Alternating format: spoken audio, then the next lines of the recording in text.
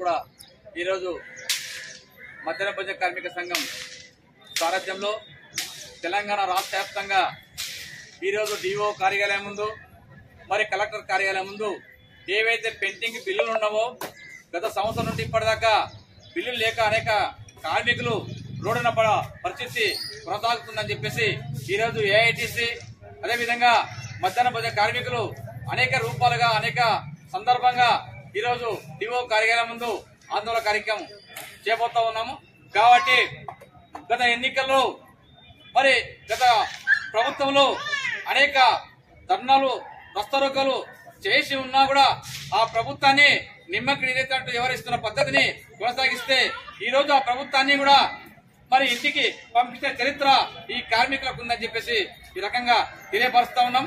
కాబట్టి కార్మికులకు మరి ఏవైతే కొత్త ప్రభుత్వం వచ్చిన తర్వాత కూడా 3,000 రూపాయలు 2022లో సబితా ఇంద్రారెడ్డి గారు ఆ జీవోని జారీ చేసిన దాఖలు ఉన్నాయి. కాబట్టి అప్పటి నుండి ఇప్పటిదాకా మా పెండింగ్ బిల్లు ఏవైతే 3,000 రూపాయలు ఆ 3,000 రూపాయలకు సంబంధించినట్టు డిఓ అధికారి ఇప్పుడే వచ్చిండు కాబట్టి వారు కూడా సమాధానం చెప్పాలని చెప్పేసి అధికారికి కోరుతా ఉన్నాం. ఎందుకంటే ఈ మధ్య కాలంలో డిఓ వచ్చినప్పటి ఈ జిల్లాలో ఉన్న పెండింగ్ బిల్లుని కూడా నాకు అప్పుడప్పుడు ఫోన్ చేసి విషయాలు కనుక్కుని ఏవైతే మీ రాష్ట్ర కమిటీ కావచ్చు లేదంటే ప్రభుత్వం పైన కొట్లాడి కూడా ఇప్పిస్తున్నది దాఖలు మాకు ఉంటాయన్నది డిఓ గారు సహకరిస్తున్నాడు. కాబట్టి ఈ రోజు డిఓ గారు కూడా మధ్యాహ్న భోజన కార్మిక సంఘం మరి ఏఐటీ తరఫు నుండి ప్రత్యేక ధన్యవాదాలు తెలియజేస్తా ఉన్నాం. కాబట్టి ఏది ఏమైనా ఉన్నా మా వంట కార్మికుల బతుకులు దీనమైన స్థితిలో ఉంది కాబట్టి వారిని కాపాడే బాధ్యత మా డిఓ అధికార స్థితిలో ఉంది అని చెప్పేసి విన్నవిస్తా ఉన్నాం. అదేవిధంగా ప్రభుత్వమే గతం నుండి కొట్లాడుతూ ఉంటాం. ప్రభుత్వం 10 సంవత్సరాలు కొట్లాడినాము. ఇప్పుడు మరి కాంగ్రెస్ అధికారంలోకి వచ్చింది, పైన బీజేపీ రావటి అధికారంలోకి వచ్చింది. కాబట్టి ఏంటంటే కోడిగుడ్డు ప్రభుత్వము సర్పంచ్ చేయాలని అనేక డిమాండ్లు చేశాం. ఇప్పటిదాకా కూడా ఏ అధికారులు పట్టించుకోవడం లేదు. దాంతో పాటు వంట సామాన్లు లేవు. స్కూల్లో పోటీ పోయి చూస్తే గ్రామాల పోటీ పోయి చూస్తే వంటలు చేసేదాని కాడ పాత్రలు లేకుండా వారు కిరాయి తెచ్చుకునే దాఖలు ఈ జిల్లాలో కొనసాగుతా ఉంది. 3వ అంశం యూనిఫామ్ ఏమని చెప్పేసి అనేక సందర్భాల్లో ఆందోళనలు ధర్నాలు సమ్మె చేసినా కూడా ఇప్పటిదాకా కూడా అధికారులు మరి ఆ పద్ధతిని కొనసాగిస్తున్నారు. తక్షణమే ఇవన్నీ కూడా అమలు చేయాలి. ఏవైతే పెండింగ్ బిల్లు ఉన్నావో ఎప్పటిదాకా వచ్చినవి అవి డీటెయిల్స్ గా మా డిఓ సార్ చెప్పాలి.